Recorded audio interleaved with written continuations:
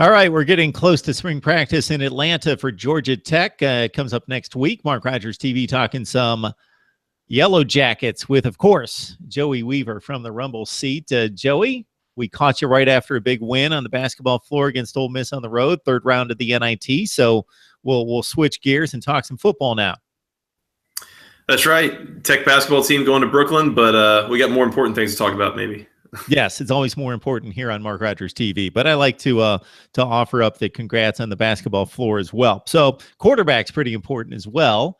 Justin Thomas, of course, capably filled that role despite how he looked as a passer at times. Of course, we know that the role much different there with Georgia Tech under Paul Johnson's offense, and he won another 9 games this past season, but he's going to have to be replaced. Matthew Jordan's an interesting prospect, and he doesn't necessarily have the job for sure, but it kind of starts with him. Right. Yeah. Justin Thomas had a really good 3-year career at Georgia Tech, won a lot of games between 2014 and 2016, especially a bit of a rough 2015 in the middle. We won't talk about that one, but yeah, Georgia Tech looking to replace him going into 2017. There's 4 candidates really vying for that job. And there's one standout candidate, that being Matthew Jordan. He's had a bit of an interesting run in his time at Georgia Tech so far. He was a 3-star quarterback out of Alabama that came in, was the 3rd-string quarterback there for a bit. They moved him to A-back going into the 2015 season. Tim Byerly, the backup at the time, went down with an injury, was lost for the season, and so Jordan was moved back to the backup quarterback role. Justin Thomas dealt with some injuries there during the 2015 season at times, and so Jordan came in, and he's also used in some of the short yardage, goal line type packages, if you will. Moved forward to 2016, Jordan was the full-time backup quarterback. He ended up finishing out the UNC game, I know for sure, when Justin Thomas was knocked out, and later ended up having to start and play the entirety of the Virginia Tech game with no Justin Thomas available. So that was a game that Georgia Tech scored 30 points and won in Blacksburg. So Matthew Jordan, a different style of runner. Justin Thomas, a small guy, about 5'8", 180, 185, did really well on the edges and in space. Matthew Jordan, on the other hand, maybe about 6 foot, 205, 210. So just a bigger body, a little more of an inside runner style. Not as good of a passer by any stretch of the imagination, but we've probably seen worse at Georgia Tech under Paul Johnson still, so it could be worse. Overall, yeah, so he's the leading candidate in the clubhouse coming back after serving as the backup this year. There's 3 other guys that'll also be fighting for that role. We've got a couple freshmen coming back after redshirt seasons. That's Jay Jones and Lucas Johnson. Lucas Johnson's the one I think that the fan base is most intrigued by. He comes from San Diego, and he's well known because he's probably the very best passer of the whole bunch. He looked great on his high school film throwing the ball. A very talented passer and a mobile guy as well. So it's not like he's a pocket type. I think that he might have the highest ceiling as just a total package quarterback and would kind of give that the offense a lot more of a balanced feel. Jay Jones, a really, really good athlete out of Alabama, runs the ball really well. Probably the best of all of them at reading the offense and making reads. But a really gifted runner. And then Taquan Marshall is a smaller guy who comes back. He's coming back as a true junior. He's the same age basically as Matthew Jordan is. And I don't know what they're going to end up doing with him. He's very similar to that Justin Thomas small scamper kind of mold. But I don't know that I don't know if he fits best at quarterback or if they'll move him back to A-back.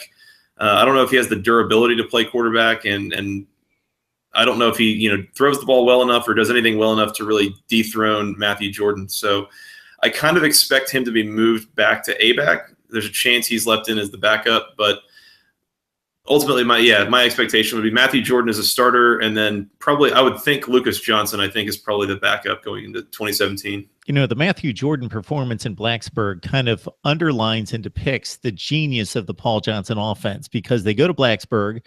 They're facing not an elite defense, but a very good defense. And Virginia Tech, of course, knows that Georgia Tech's going to run the ball 80% of the time. And then Justin Thomas is hurt. So maybe that goes to 85 or 90% of the time. So Jordan completes 2 of 7 passes. So they virtually get no production out of the passing game. He runs it 32 times. So he's not necessarily distributing the ball that much to the backs. He's keeping it most of the time. They still don't stop him. He rushes for 2 touchdowns and $121 on the ground, and they come away with a win over a ranked team on the road. So just a pretty amazing performance there when you talk about the entire offense coming together in support of Matthew Jordan in that one.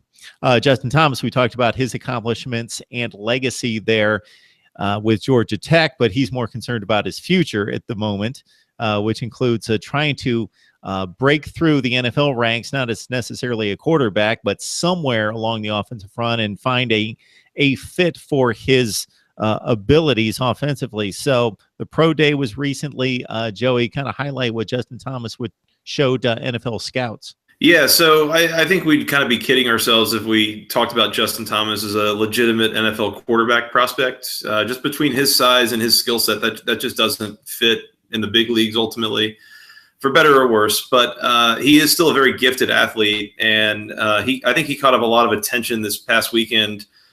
He was clocked as low as a 4.28 in the 40-yard dash, and I believe the end time that he was officially kind of scored at was a 4.33, which is pretty blisteringly fast. So don't make any mistake, that Justin Thomas is still every bit as elite of an athlete as he was when he got to school. I think a lot of teams are looking at him as some sort of offensive skill position player, either a running back of some, a scat back type maybe, or like a slot receiver even. He shows really good ball skills. I saw something on Twitter. I think it was Kelly Quinlan, the Rivals guy for Georgia Tech. I think he said that Justin Thomas made some nasty one-handed catch over his shoulder, that really caught some eyes and everything like this. So Justin Thomas, even though he might not fit in as a quarterback at the next level, he's got a lot of gifts and he can bring a lot to the table. So a lot of teams are going to give him a look and see maybe what he can do for them in terms of offensive skill position, I would think. I don't think he's big enough to play defense, so I don't think he's going to qualify as like a corner or something like that. But yeah, either a running back or a slot receiver, or like maybe even like a return guy potentially, I think is where he might fit into the NFL.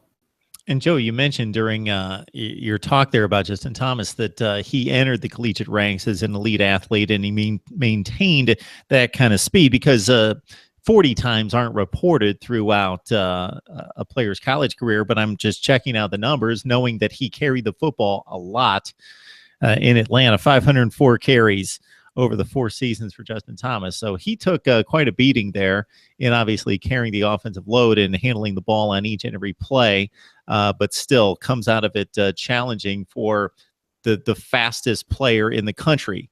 Is basically, we saw a 4.22 out of John Ross out of Washington at the combine, and then Justin Thomas hits him up for a 4.28 and the official time at a 4.33. So that's impressive stuff. Wow.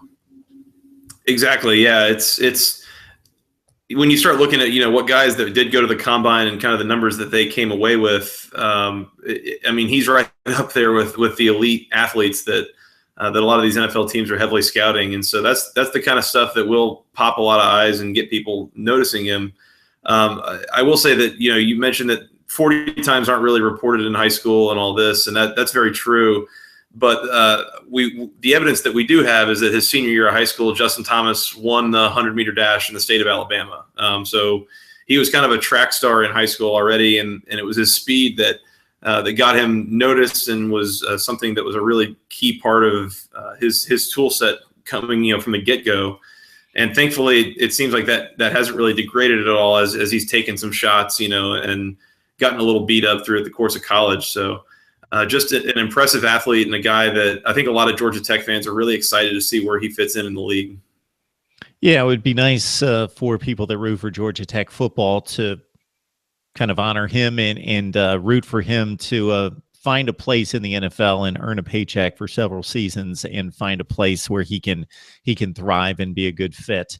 Meanwhile, it's spring practice starting next week, and a look ahead to 2017, trying to find the next Justin Thomas that's going to be a little bit different fit in the Paul Johnson offense, and trying to continue the success built by Thomas and others, and winning again an Orange Bowl 2 years ago and finishing at 9-4 with another bowl victory this past season. Joey Weaver from the Rumble seat breaking down Georgia Tech for us as always. Thanks, Joey. Thanks, Mark.